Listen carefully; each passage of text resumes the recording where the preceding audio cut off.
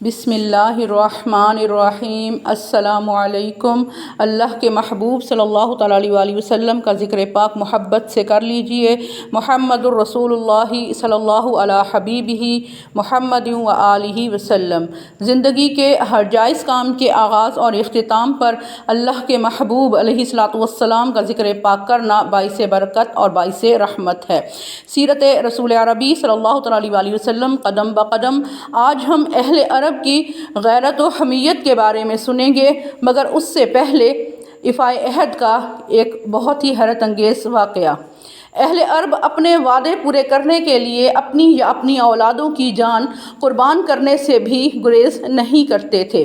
امراء القیس جب قیصر سے ملاقات کے لیے اپنے وطن سے روانہ ہوا تو اس نے اپنی زریں سموئیل کے پاس بطور امانت رکھی۔ امراء القیس مر گیا تو شام کے کسی بادشاہ نے سموئیل پر چڑھائی کر دی۔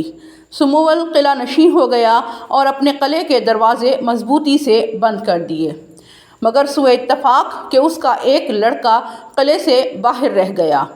اس حملہ آور بادشاہ نے اس لڑکے کو گرفتار کر لیا اور بلند آواز سے سموئیل کو ندا دی۔ سموئیل نے قلعے کے اوپر سے آ کر جھانکا تو اس بادشاہ نے کہا کہ یہ دیکھو کہ تمہارا بیٹا میرے قبضے میں ہے، اور تمہیں اس بات کا بھی علم ہے کہ امراء القیس میرے چچا کا بیٹا تھا، میرے قبیلے کا فرد تھا، اور میں اس کی میراث کا دوسروں سے زیادہ حقدار ہوں۔ اگر تو اس کی زریں میرے حوالے کر دے تو ٹھیک، ورنہ میں تیرے اس بیٹے کو ذبح کر دوں گا۔ آگے سے سموئیل نے اس سے مہلت طلب کی اور اپنے اہل خانہ اور خواتین کو اکٹھا کیا، صورتحال سے انہیں آگاہ کیا اور ان سے رائے پوچھی کہ ان حالات میں مجھے کیا کرنا چاہیے۔ سب نے یہی مشورہ دیا کہ تم زریں اس کے حوالے کر دو اور اپنے بیٹے کی جان بچا لو۔ جب صبح ہوئی تو اس نے قلعے کی فصیل سے جھانک کر کہا کہ اے بادشاہ، میں کسی صورت وہ زریں تمہیں نہیں دوں گا، اب تو جو چاہے کر لے۔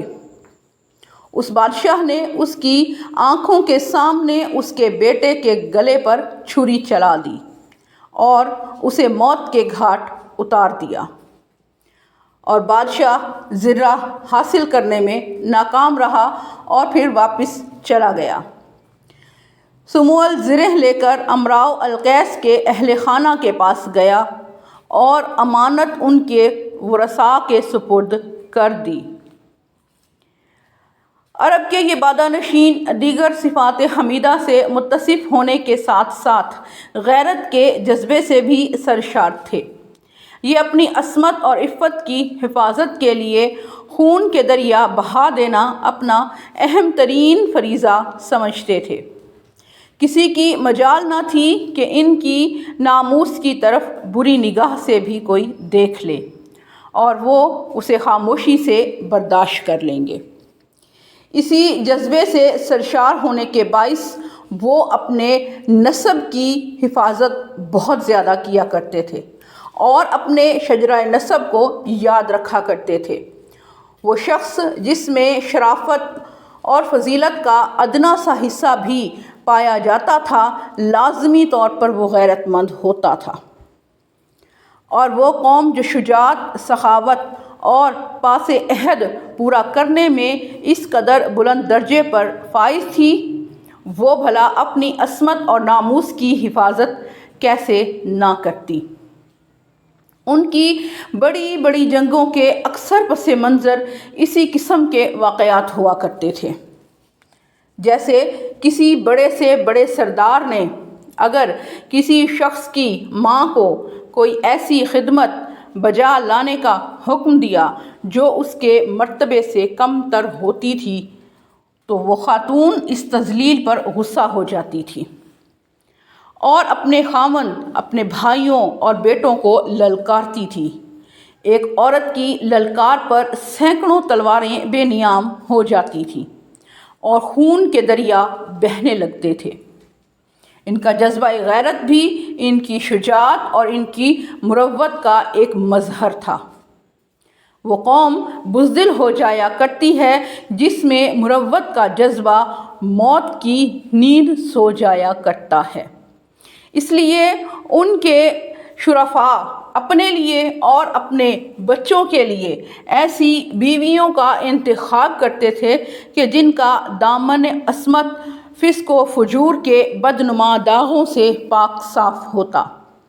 وہ ظاہری حسن و جمال پر اس امر کو ترجیح دیتے کہ وہ خاتون کہ جس نے ان کی اولاد کی ماں بننا ہے یا ان کی ہونے والی بیوی ہے، بہت رنگ و روپ میں اگر کسی سے کم بھی ہوتی ہے تو ہوتی رہے، لیکن شرافت اور عصمت میں اس کا معیار بہت ہی بلند ہونا چاہیے۔ جیسا کہ عوف بن محلم ایک عرب سردار تھا۔ ریاست کندہ کے بادشاہ حارث بن عمر نے اس کی بیٹی کی بہت تعریف سنی۔ اس نے ایک دانا اور تجربہ کار اسام نامی عورت کو عوف کی بیٹی کو دیکھنے کے لیے بھیجا۔